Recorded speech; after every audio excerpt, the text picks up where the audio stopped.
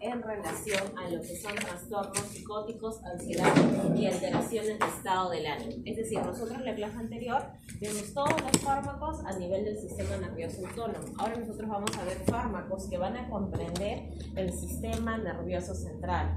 Vamos a hablar de neurotransmisores específicos que se dan a nivel del cerebro, como lo que es la serotonina, ¿ya? Vamos a tener también lo que es la dopamina, que van a influir en este caso en nuestro comportamiento, van a influir en nuestras emociones. Como ustedes ya han llevado un morfosistema nervioso, sabemos que muy aparte de ver estos neurotransmisores, también comprenden un área neuroanatómica en nuestro cerebro.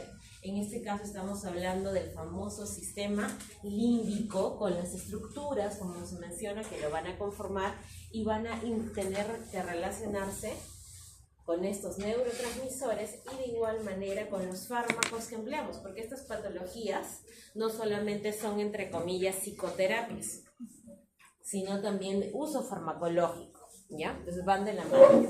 El caso clínico que nosotros tenemos es Carlos, un hombre de 35 años, acude a salud mental por primera vez. Traído por la familia, refiere cambios significativos en su comportamiento en los últimos meses. Carlos, quien solía ser un ingeniero exitoso y padre de 2 pequeños, ha comenzado a aislarse socialmente, abandonado su trabajo y presenta episodios de comportamiento errático y agresivo. Carlos no tiene historia médica. Carlos no tiene antecedentes médicos significativos ni antecedentes familiares de enfermedad psiquiátrica. Sin embargo, sus familiares mencionan que en los últimos 6 meses ha experimentado insomnio, pérdida del apetito y se ha vuelto extremadamente suspicaz, creyendo que sus compañeros de trabajo y vecinos conspiran contra él. Dentro de lo que es la valoración clínica, durante la consulta, Carlos se muestra agitado, desconfía del equipo médico, refiere escuchar voces que lo insultan y le ordenan que se defienda de quien quieren hacerle daño, niega tener enfermedades mentales y rechaza cualquier tratamiento farmacológico argumentando son veneno. Existen ideas delirantes de persecución y tiene un discurso desorganizado. Datos relevantes: frecuencia cardíaca 95 por minuto, presión arterial 150/90, pesa 75 kilos con una pérdida reciente en los 10 últimos meses. Al estado mental: desorientación en tiempo y lugar, con juicios alterados y afecto inapropiado. Problema actual: la familia de Carlos está desesperada por no encontrar una solución y considera que el tratamiento farmacológico es la mejor opción. Carlos rechaza verbalmente cualquier tipo de medicación. Propuesta terapéutica: el equipo médico considera la administración de risperidona, antipsicótico atípico conocido por su eficacia en el tratamiento de la psicosis aguda. La dosis inicial propuesta 2 miligramos día, ajustable a la tolerancia del paciente. Ya, antes de seguir avanzando, acá nosotros vemos que Carlos, aparentemente de 35 años, era un hombre de familia, trabajador. Sin embargo, genera hace 6 meses cambios a nivel conductual, cambios a nivel emocional. Entre esos cambios nosotros tenemos lo que es el aislamiento, nos habla de lo que es pensamiento desorganizado, nos habla de alucinaciones, ¿ya? Nos habla de alucinaciones en este caso auditivas y también nos habla de lo que son ideas de persecución. Según este cuadro clínico de hace 6 meses, sin embargo, no hay antecedentes en la familia, aparentemente, ¿qué tipo de problema como impresión, diagnóstico presenta Carlos? Es una psicosis y una de las enfermedades bandera de la psicosis, ¿cuál es? Esquizofrenia. Entonces lo que nosotros planteamos es un síndrome psicótico, el cual por el mantenimiento de los síntomas que él tiene, porque no lo tiene una semana, no lo tiene 2 semanas, sino lo tiene 6 meses y aparte está generando una repercusión en su vida y tampoco no hay una mejora correspondiente. Entonces lo que estamos observando es el entorpecimiento de los síntomas. Muy probablemente ese síndrome psicótico corresponde a una enfermedad que todos conocemos, ¿no? Que es la esquizofrenia, los famosos F20.0. Entonces, dentro de los síntomas, no solo encontramos síntomas a nivel de salud mental, vemos también que también hay una repercusión a nivel físico. Hemos visto que ha tenido una baja de peso, tiene una toma de presión alta, que estaba en 140, y el resto de funciones normales. Están iniciando con un antipsicótico. Los antipsicóticos de primera línea para lo que es el manejo de los F20.0 normalmente son los antipsicóticos atípicos. ¿Ya? Acá el antipsicótico atípico que están usando, ¿cuál es? La risperidona. ¿Ya? Lo están empleando, pero hay que tener en cuenta un detalle. ¿Qué ocurre con Carlos si los medicamentos los rechazan? Consideran en este caso que son veneno. Veneno, exacto. Entonces, si el paciente se negase a trabajar con la risperidona, ¿qué más podríamos usar inicialmente? La quetiapina también es buena, pero el detalle es que la quetiapina también es vía oral. Entonces, si hay resistencia a la toma, nosotros también tenemos que manejar antipsicóticos. No solamente se manejan en presentación vía oral y tabletas, y en otras en el caso de niños. Pero ya hemos visto que no es tanto por el tema psicótico, sino por el tema también comportamiento desorganizado, entre otras patologías. Tenemos el famoso haloperidol. El haloperidol nosotros lo tenemos también en ampollitas de 5 miligramos y ampollitas de 50 miligramos, que son las de aplicación mensual, ¿ya? Porque son ampollitas de depósito y se van liberando en el organismo de forma lenta. Entonces, si este usuario tuviese resistencia y si hice una crisis, sea de auto o heteroagresividad, lo que se hace es manejo de urgencia y le colocan el haloperidol. Y si con el haloperidol le responde, le comienzan a colocar el haloperidol mensual. Otro fármaco antipsicótico también en presentación, en este caso vía parenteral, además del haloperidol, en esas dos presentaciones de dosis, tenemos la flufenacina, ¿ya? Que viene de 25 miligramos en ampolla, si no me equivoco, y también lo manejamos para lo que son cuadros de psicosis y también es de presentación mensual. ¿Hasta qué?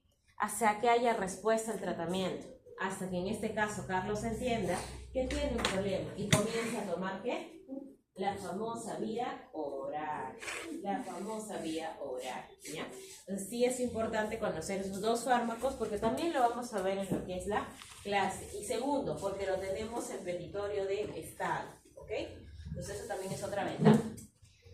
Entonces, acá nosotros hablamos de farmacocinética de la risperidona, cómo se absorbe, se distribuye, metaboliza y elimina por el cuerpo. ¿Qué factores individuales como función hepática y renal pueden afectar la farmacocinética de la risperidona? Justo lo que ayer habíamos visto en clase, ¿no? Interacciones en lo que es la farmacocinética de metabolismo y lo que es el área renal. Eso también generaba problemas en el tema de procesar el tema de un medicamento o disminuir el tema del efecto. Ahora, farmacodinámica de la risperidona. Son preguntas que nos hacemos, ¿no? ¿Cuál es el mecanismo de acción y a qué nivel del sistema nervioso central? ¿Cómo influye esto en la reducción de los síntomas psicóticos de Carlos? ¿Por qué mencionamos ello? Si nosotros hablamos de antipsicóticos atípicos, quiere decir que también van a haber antipsicóticos típicos. Y por lo tanto, cada uno de ellos muy probablemente actúe en diferentes receptores. ¿Y cuál es el mecanismo de acción si este paciente está con problemas en relación a lo que es el pensamiento, está también con lo que son las alucinaciones auditivas, está con ideas de persecución, está con una desorganización en el pensamiento, con ánimo de igual manera variable? ¿En qué va a influir la risperidona en ordenar estos síntomas? Recordemos que en esquizofrenia nosotros hablamos de síntomas positivos y síntomas negativos. Esos síntomas positivos y negativos, de acuerdo a la presencia de estos, yo voy a catalogar mi diagnóstico, si tengo esquizofrenia o no lo tengo, y también la durabilidad de los síntomas. Efectos secundarios y monitoreo. ¿Cuáles son los posibles efectos secundarios de la risperidona y cómo se monitorea y se maneja en Carlos? ¿Cómo se puede balancear el beneficio terapéutico y los riesgos asociados, especialmente en un paciente con problemas físicos? En este caso, ¿qué nos catalogaron? Que Carlos tenía un problema de hiporexia, había una baja de peso de 10 kilos, o sea, esta baja de peso, ¿de qué forma puede repercutir en el tema del tratamiento? Y teníamos un dato de una sola presión arterial alta. ¿Cuál es el detalle con los antipsicóticos? Los pacientes que ya se les ha confirmado el diagnóstico por F20 sí requieren monitoreo. Un factor en este caso de monitoreo que tenemos que hacer permanentemente en los pacientes con antipsicóticos es el monitoreo metabólico.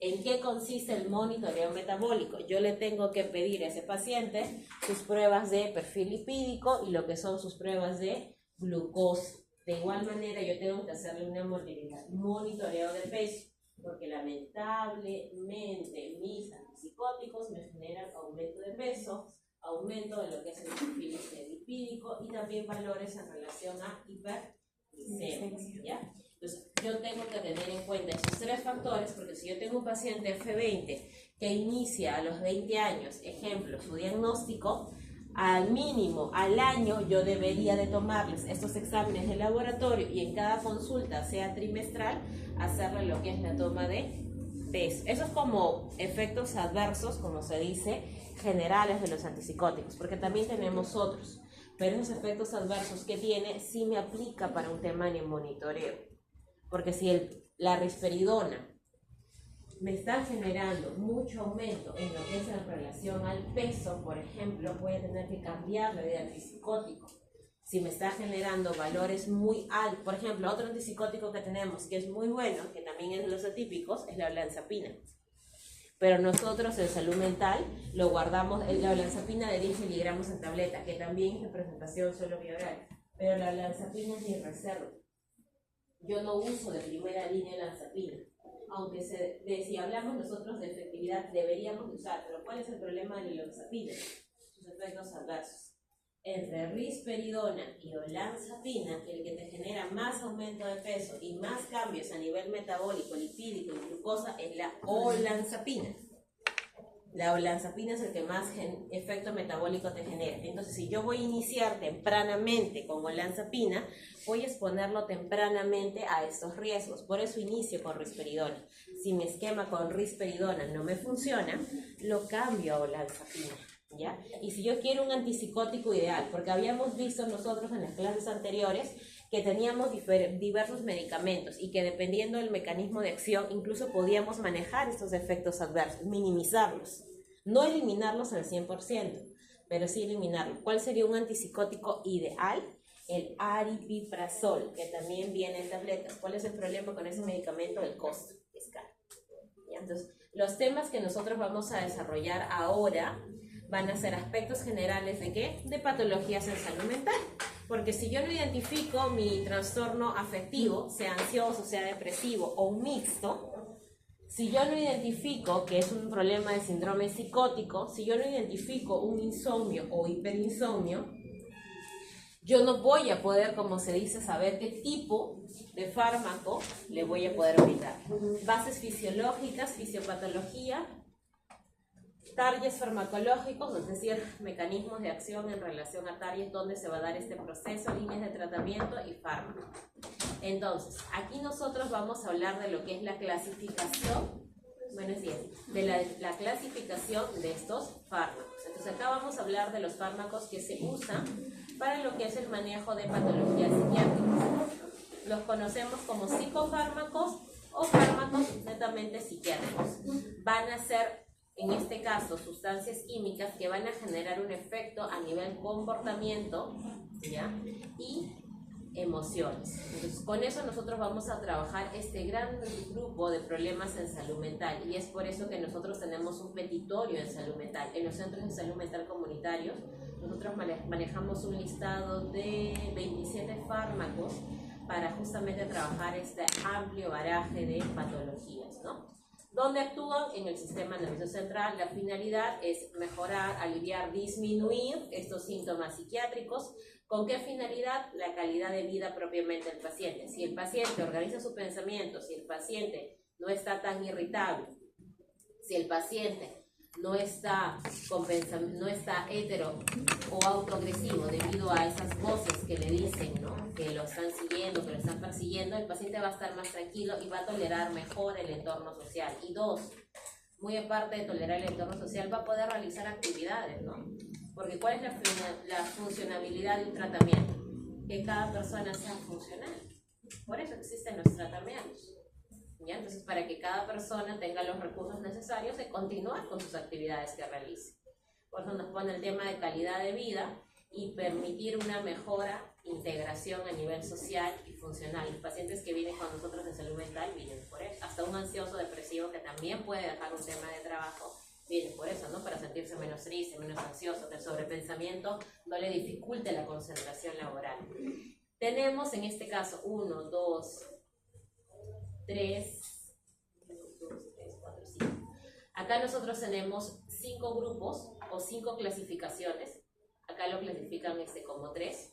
Vamos a trabajarlo en base a ello y vamos a ver los antipsicóticos. ¿Qué tipo de fármacos van a ser los antipsicóticos? Su nombre lo dice, aquellos que te van a abarcar netamente todas las patologías psicóticas, ¿ya? Entonces, ¿cuál va a ser el efecto de estos medicamentos? En sedar, enlentecer la parte cognitiva, deterioro cognitivo subjetivo y objetivo, embotamiento emocional, pérdida de líbido, disminución de la motivación y la actividad, disforia, asociada a lo que es el enlentecimiento y restricción física. Esto más que nada nosotros lo vemos en antipsicóticos típicos, ¿ya? O aumento del apetito y disfunción metabólica, lo que les decía, ¿no? De los antipsicóticos atípicos. Esta es una característica, la disfunción metabólica y el aumento del apetito, más que nada de los antipsicóticos atípicos, y por eso te pone acá de cabeza, ¿quién? A primera línea, olanzapina y clozapina. Son buenos, sí, son buenos. El problema es este efecto. Dentro de los antipsicóticos típicos, los efectos que producen más que nada es enlentecimiento, restricción de la actividad física, pérdida de líbido, disminución de la motivación. Ahora, aquí nosotros tenemos la gráfica de trastornos psicóticos, ¿ya? Entonces, los targets donde se van a trabajar, o sea, los puntos de acción que vamos a trabajar nosotros aquí, van a hacer que haya mayor afinidad para disminuir, ¿quién? Los receptores de ¿qué? De dopamina. Los receptores disminuyen mayor afinidad para disminuir los D2 y disminuye también esto de qué receptores, serotonina. ¿Pero qué tipo de variante? 5-HT-A2. Drogas, en este caso antipsicóticas, las atípicas y las típicas, ¿ya? Esas son las dos clasificaciones. Lo que nosotros hemos hablado acá de típicos, acerca de serotonina A2 y lo que es D2, corresponden a los típicos. Mientras, ¿ya? Que en los atípicos también manejamos estos mismos, como se dice, receptores. Vamos a trabajar en este caso como atípicos. ¿Quiénes lo representan? Risperidona, que ya lo hemos mencionado, y es el antipsicótico de primera línea a usar. Clozapina y olanzapina, mayor riesgo metabólico, pero son buenos, son los de segunda línea. Y lo que mencionó su compañero hace un momento, ¿no? La famosa quetiapina, ¿ya? La quetiapina, el riesgo metabólico y de peso es intermedio. Te produce, sí, pero es intermedio. Por lo tanto, también es una línea segura de uso, ¿ya? Y dentro de los típicos, dentro de lo que son los típicos, nosotros vamos a tener a la clopromacina, que también es otro fármaco que pertenece a antipsicóticos típicos que deben de conocer. ¿Recuerdan las ampollitas que les mencioné? Flufenacina y haloperidol con sus dos presentaciones, la de 5 y la de 50. Entonces, la clopromacina, el haloperidol y lo que es la flufenacina son 3 fármacos que van a corresponder a los antipsicóticos típicos, ¿ya? Y que ustedes sí deben de conocerlo porque, vuelvo a repetir, lo van a ver. ¿En qué otra patología, además de los F20, deberíamos usar antipsicóticos? En el comunitario en el cual estamos, nosotros tenemos clozapina, risperidona, olanzapina y quetiapina, solo lo tiene Valtizam, solo lo tienen a nivel hospitalario. Clorpromacina, flufenacina y haloperidol sí lo tenemos nosotros. Un limitante para nosotros es que cuando el usuario se nos complica y tenemos que usar quetiapina y olanzapina, tenemos que referir, y normalmente el paciente se queda allá en el hospital, ¿no? Por el tema de que ahí puede contar con los medicamentos y recibirlos completos. Pero muy aparte de lo que es la psicosis F20, la quetiapina, ¿dónde más lo podemos usar? Porque lo van a ver, así como el haloperidol, y no solamente en ampolla. ¿Cuál es la otra presentación del haloperidol? Vía oral. Vía oral, sí, pero ¿cuál? Hay una presentación del haloperidol, es vía oral y es útil, también bastante útil.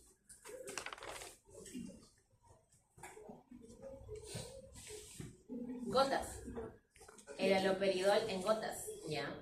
Pero ¿dónde lo usamos más? Y también sirve bastante para controlar lo que es el tema de la irritabilidad, especialmente cuando por las alucinaciones llegan a ese estado.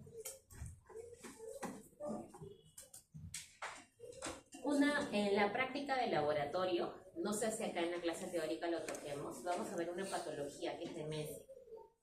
Los adultos mayores cursan ya en etapas de esta edad, no todos, pero hay un porcentaje de ellos, la minoría, pero cursan con el tema de escuchar voces, escuchar sombras, ver familiares fallecidos.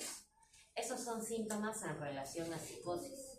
Y no por el hecho de solamente encasillar en nuestra mente que psicosis es F20.0, al usuario con demencia no puede, por decirlo de esa manera, no está restringido de no tener este cuadro. Los antipsicóticos que usamos nosotros en adultos mayores para manejar justamente estas sombras, estas voces, estas imágenes de personas fallecidas, es el haloperidol, pero el haloperidol en gotas. Y otro fármaco que usamos, eso es de los típicos, y otro fármaco que usamos es la famosa quetiapina, ¿ya? Y la quetiapina, la ventaja que tenemos actualmente es que tenemos de 25, de 50, de 200 y de 100 miligramos. Entonces, esos son los dos fármacos que usamos en adultos mayores cuando tenemos nuestros problemas de psicosis.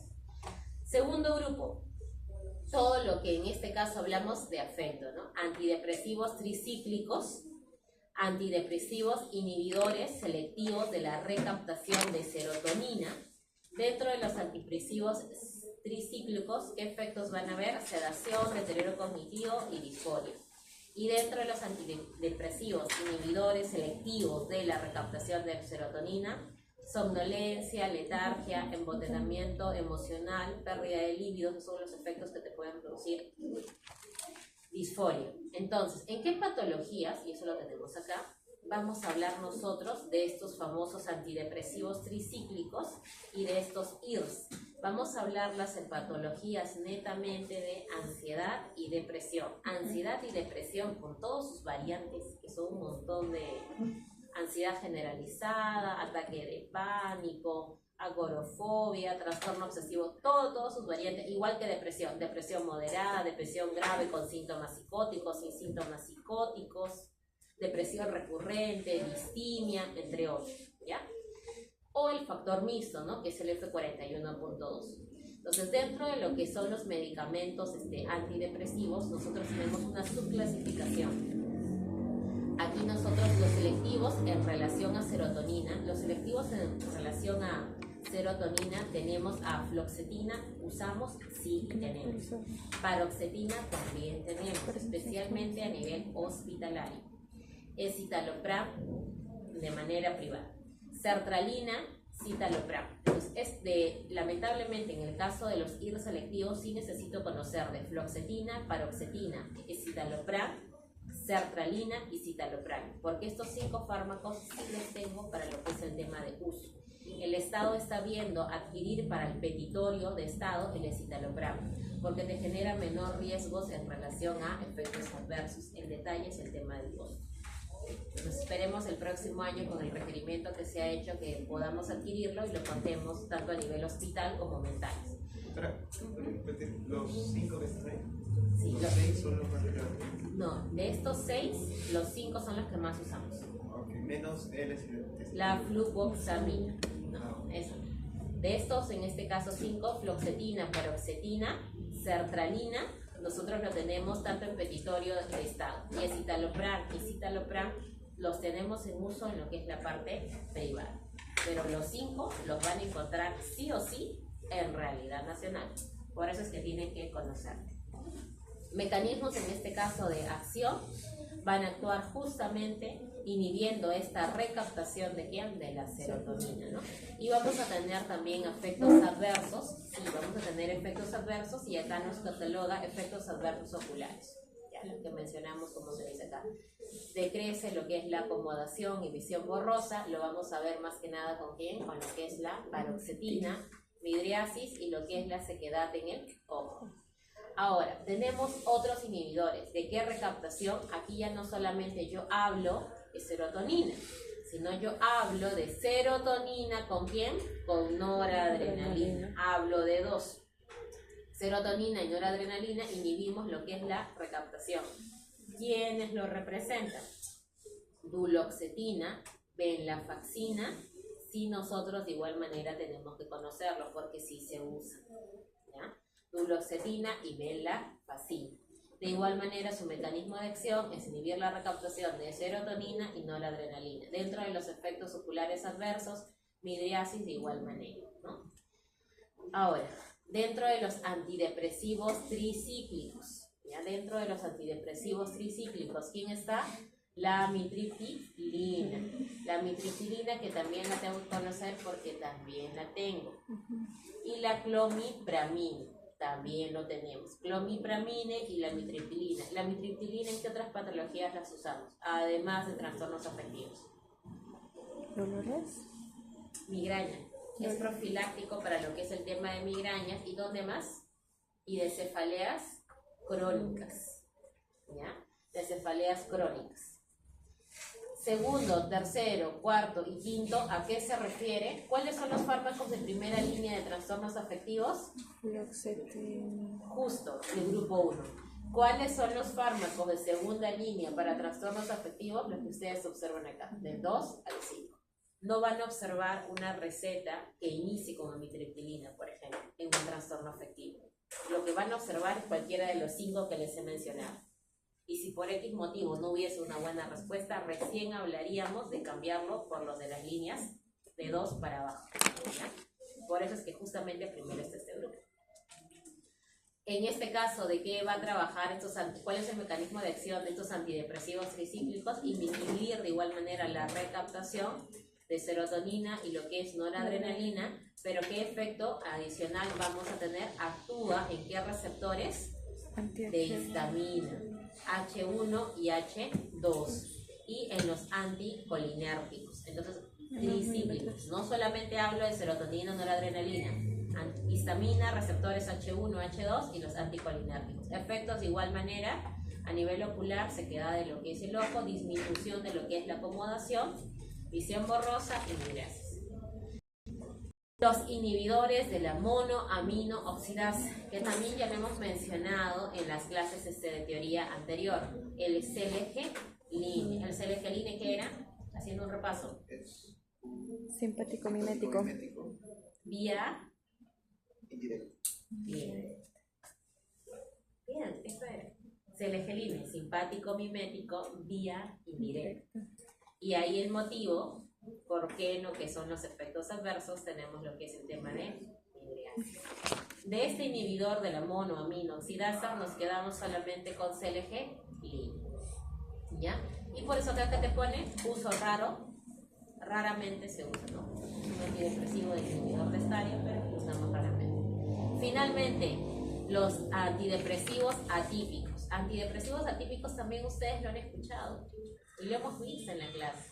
Y estaba dentro del sistema nervioso autónomo. La mirtazapina. Exacto, la mirtazapina, ¿ya?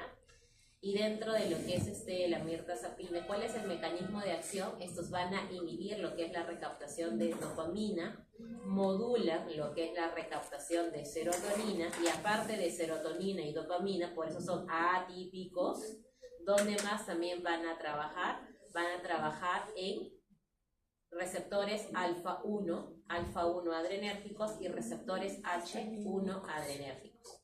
Entonces, de esta tabla, yo lo que necesito, como se dice, conocer mis tricíclicos, serotonina, noradrenalina, H1, H2 y anticolinérgicos.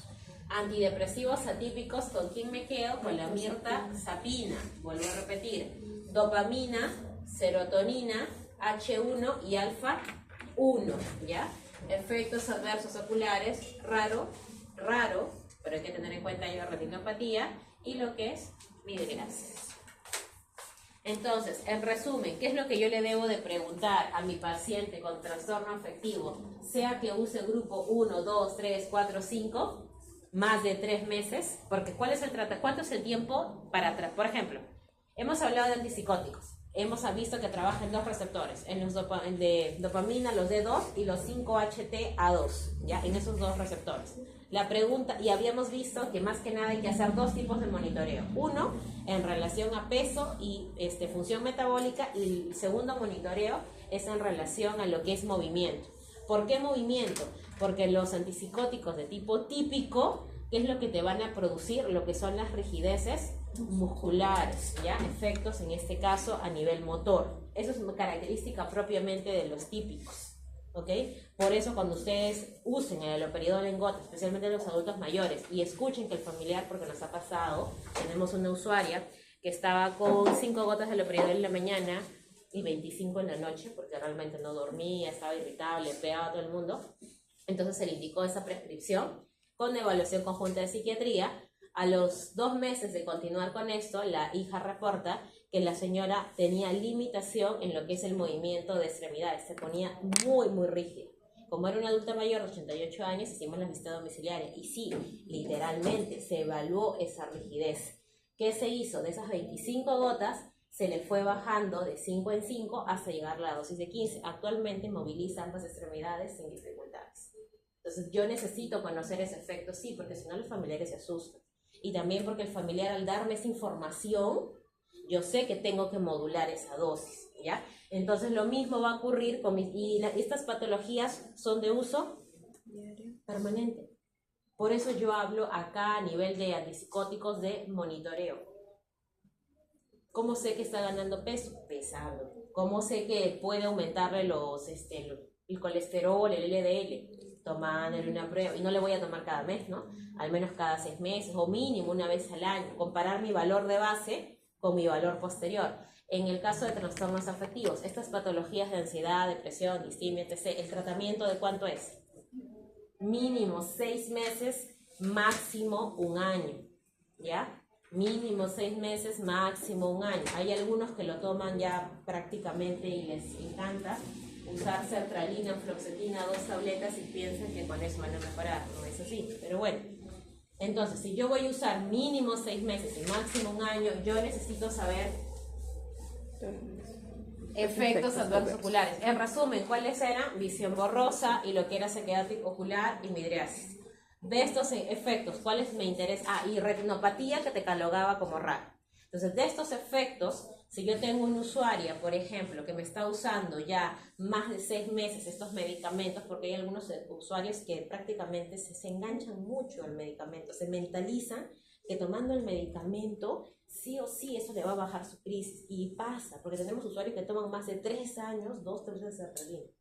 Y es difícil quitarles ello, porque le quitas y sienten que su vida se hizo un caos por haberle quitado ello, porque era lo que lo controlaba.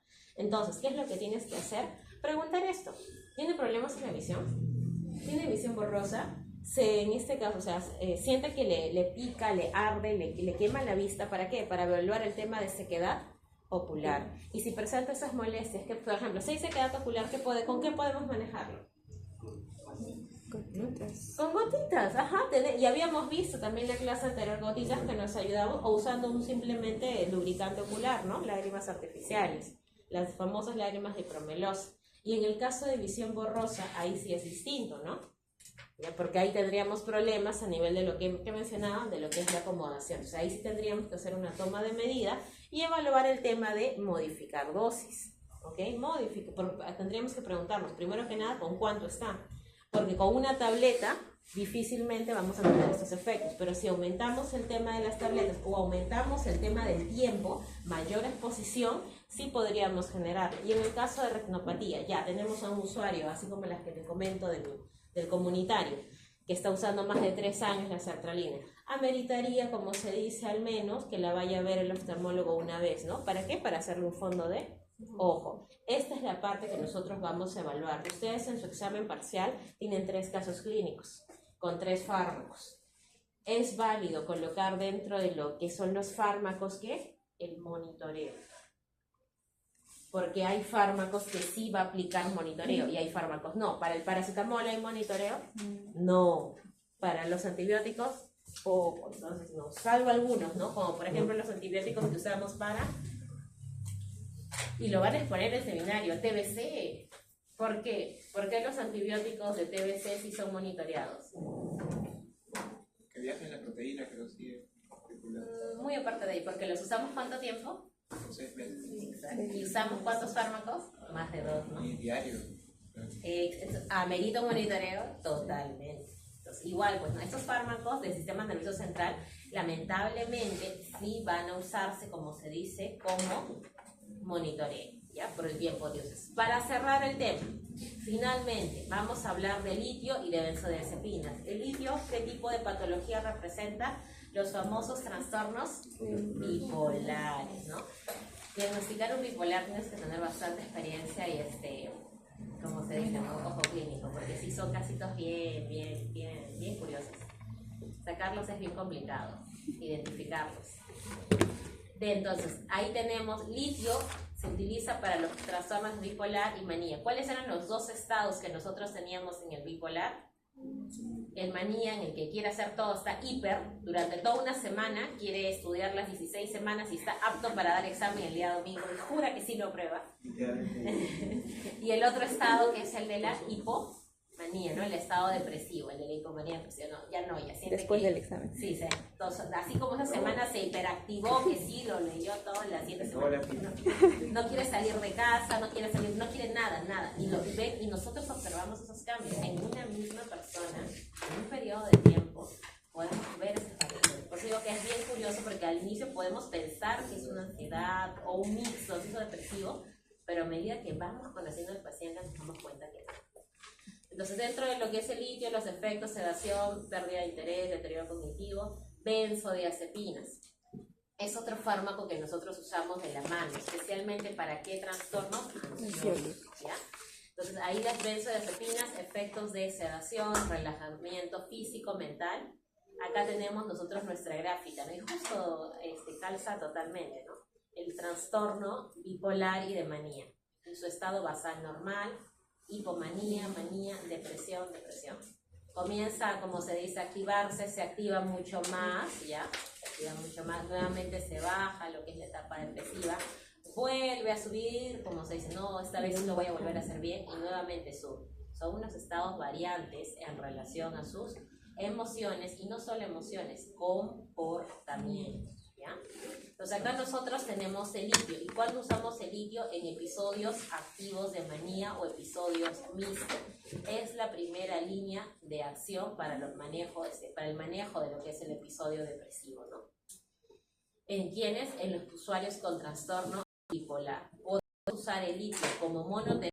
Sí, y también podemos usar el litio como agentes combinados. Como agentes combinados, lo que más referimos a usarlo con otros fármacos. Por ejemplo, el litio con sertralina, litio con fluoxetina, ¿ya? Algunos que están, como dice, con trastorno bipolar, también pueden llegar a escuchar alucinar.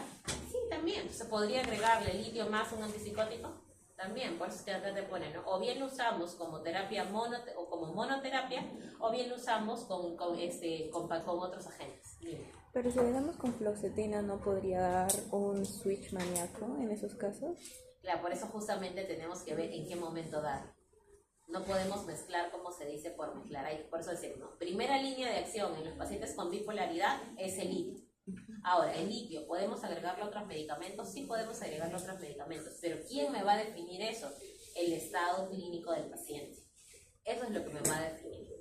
Entonces, acá tenemos las dosis a usar de lo que es el carbonato de litio, de 900 hasta 2400 miligramos. Se puede usar de manera, en este caso, dividida. Ahora, el litio también va a involucrar que monitoreo. Y tenemos monitoreo en relación al litio, porque produce lamentablemente varios efectos adversos. ¿Qué otro fármaco después del litio tenemos? Valproato, y le sigue carbamazepina, ¿ya? El valproato es un fármaco que también se encuentra en petitorio de mentales comunitarios, al igual que la carbamazepina, excepto el litio.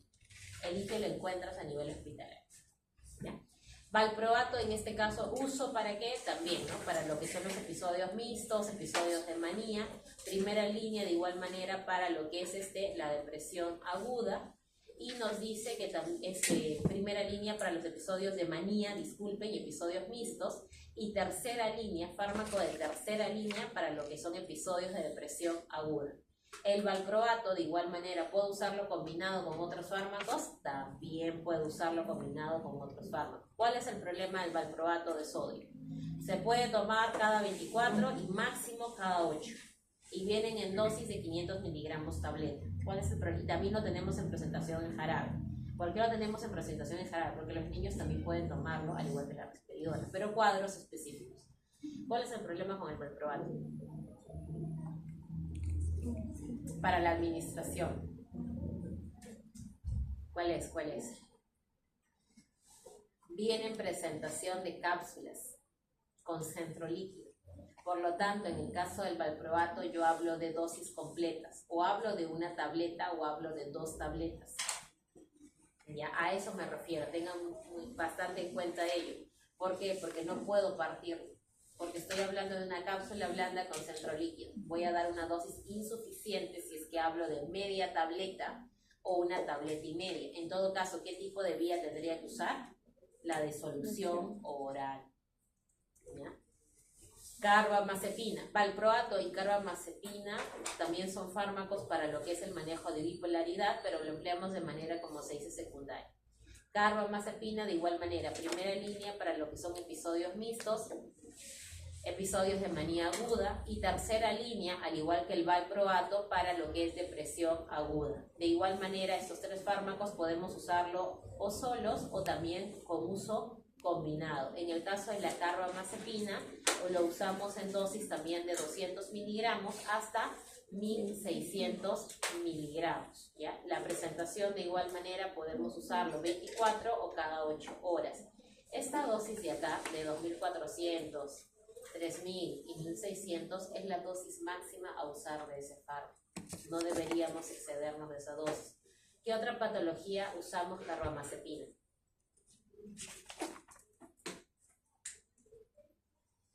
Además de bipolaridad, porque lo van a ver y de seguro lo han visto. ¿En qué otras patologías? La carbamazepina. Convulsiones, al igual que solo la carbamazepina o qué más. El valproato y carbamazepina también se usan como anticonvulsivantes. Y la carbamazepina, además de bipolaridad, anticonvulsivantes, tiene un uso más. ¿Cuál era el par craneal que tenía 3 ramas? B1, B2, B3. Ya. Para patologías, en este caso las famosas neuralgias, para lo que es el manejo de dolor, especialmente neuralgias crónicas, un fármaco que nosotros usamos y va bastante bien es la carbamazepina de 200 miligramos. ¿Ya? Ahora, acá nosotros, ¿qué nos pone acá? Antipsicóticos de segunda generación para el manejo de lo que son desórdenes bipolares, porque habíamos mencionado, ¿no?, que yo tenga un trastorno de bipolaridad no me exime de no tener mis alucinaciones o bien visuales o bien auditivas, sea que esté en mi episodio de depresión o sea que esté en mi episodio de manía, ¿ya? Entonces acá de igual forma nos coloca que podemos nosotros usar de manera combinada a esta terapia antipsicóticos. ¿Qué tipo de antipsicóticos? Quetiapina, olanzapina, fluoxetina, que también es otra combinación que nosotros tenemos, ¿no? Entonces, ¿qué tipo de antipsicóticos son los que nosotros vamos a mezclar con los que son los trastornos de bipolaridad? Los antipsicóticos de tipo A típico, especialmente quetiapina y olanzapina. Y acá tenemos también el uso de dosis, ¿no? Mencioné el aripiprazol, es bastante bueno, el problema es el dosis. Aripiprazol de 10 miligramos hasta 30 miligramos, olanzapina de 5 a 20, quetiapina de 50 a 800 y risperidona, ¿ya? De 1 hasta 6 miligramos. ¿Por qué te pone 6 miligramos? ¿De cuánto viene la tableta de risperidona? De este curso obligatoriamente van a tener que salir sí o sí, muy aparte de saber si viene en tableta, en jarabe, en ampolla u otra presentación, sí o sí van a tener que salir con de cuántos miligramos, porque ya el siguiente ciclo ustedes netamente van a ver, o sea, y decir paracetamol en tabletas, no, o sea, les van a, como que el docente se va a corre el riesgo que el docente se raye.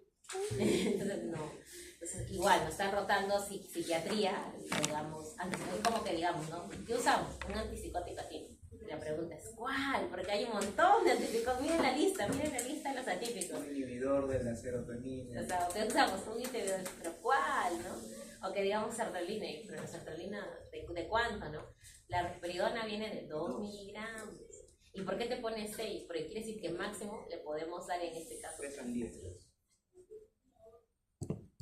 Muy bien. Y finalmente la lamotrigina, ¿ya? La lamotrigina tampoco lo tenemos a nivel hospitalario. Algún día se ampliará el petitorio, nos han prometido 2024, no lo sabemos, no lo sabemos.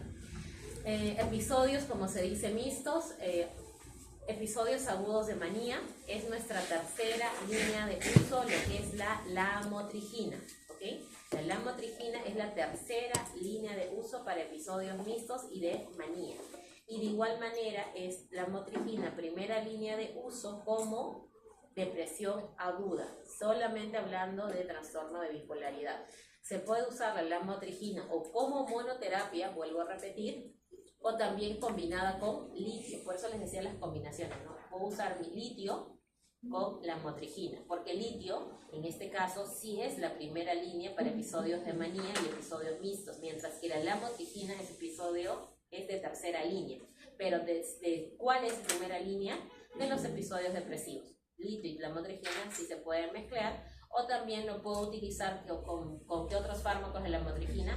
Con otros estabilizadores del ánimo, sea valproato o carbamazepina, o otros antidepresivos, ¿ya? Entonces aquí viene lo que es también la dosis, la lamotrigina de 50 a 400 es la presentación que tiene, ¿no? Perfecto. Pero acá viene un tema interesante en relación a interacción. Nos dice que si la lamotrigina lo damos en manera conjunta, probablemente decrece, o sea, disminuye en un 50%, ¿ya? Entonces, eso lo cual va a generar un riesgo propiamente en el tratamiento. Ahí veíamos, ¿no? Como cuando hay fármacos que usamos de manera concomitante y que podríamos o aumentar al otro fármaco, potenciarlo, o bien bajarlo.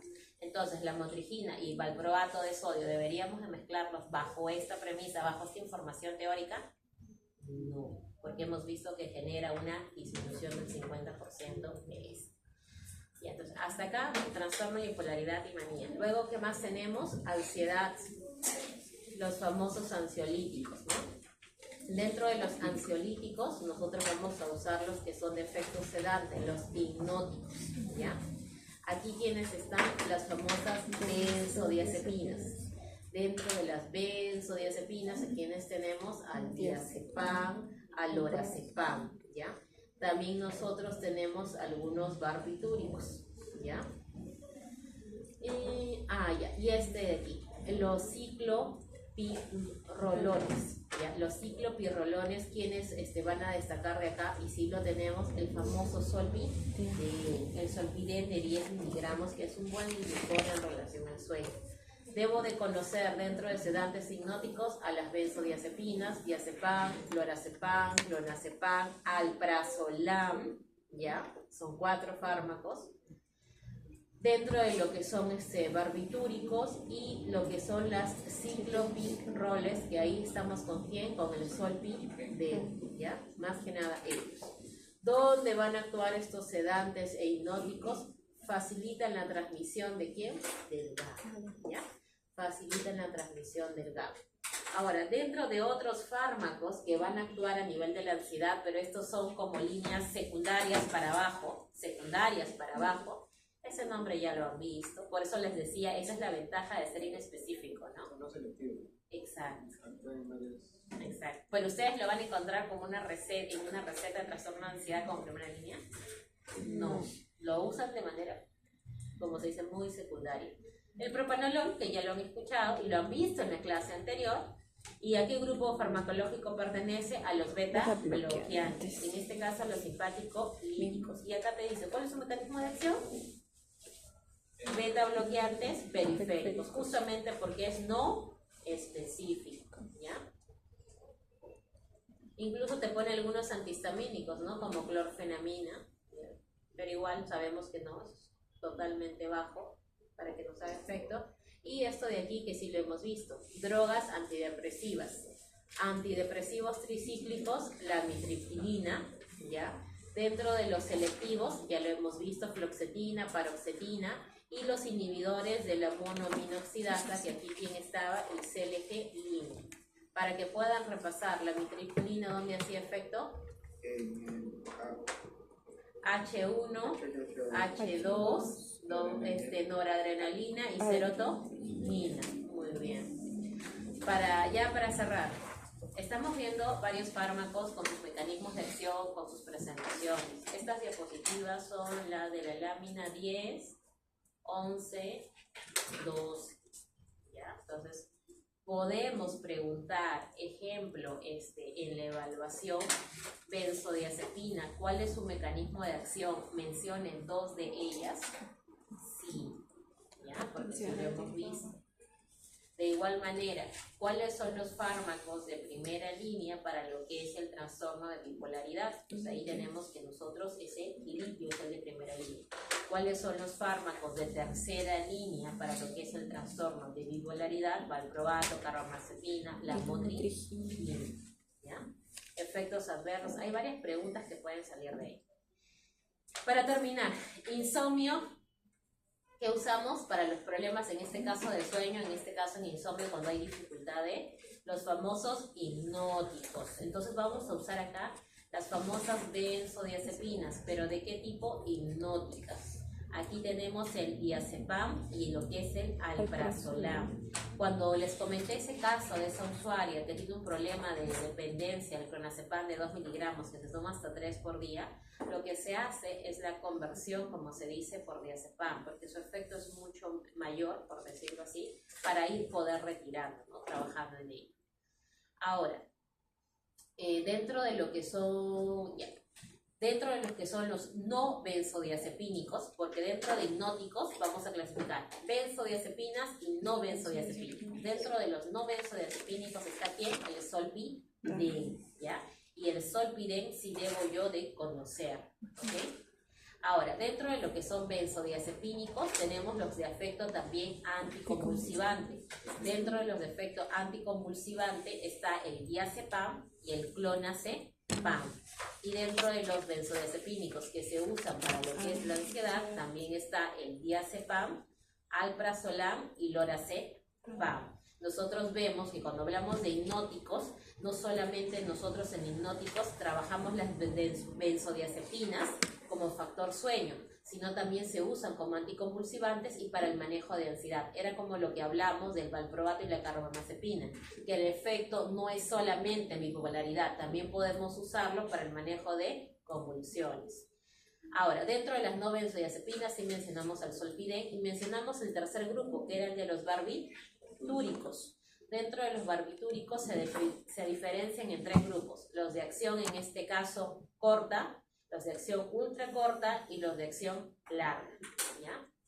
Dentro de los de acción larga tenemos el fenobarbital, ¿ya? El fenobarbital.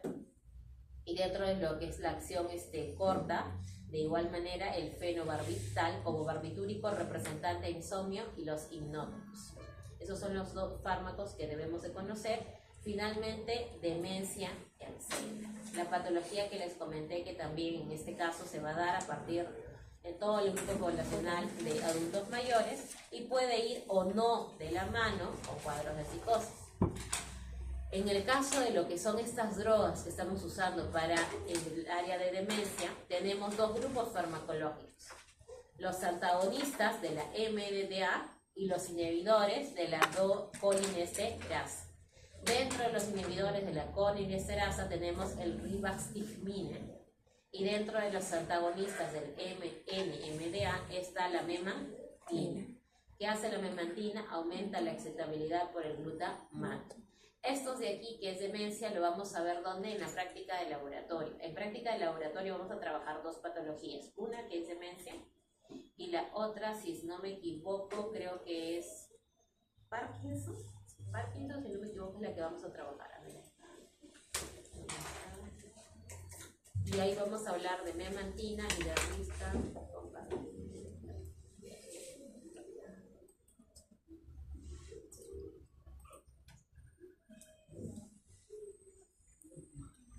Ajá. Parkinson. Ya, Parkinson y Alzheimer. Hasta acá nosotros tenemos los grupos farmacológicos que deberíamos de conocer. En Parkinson, ¿qué fármaco nosotros vamos a usar? El levodopa, El levodopa, que era también de qué grupo? De los de fármacos del sistema nervioso autónomo, ¿no? De los simpáticos, de vía indirecta.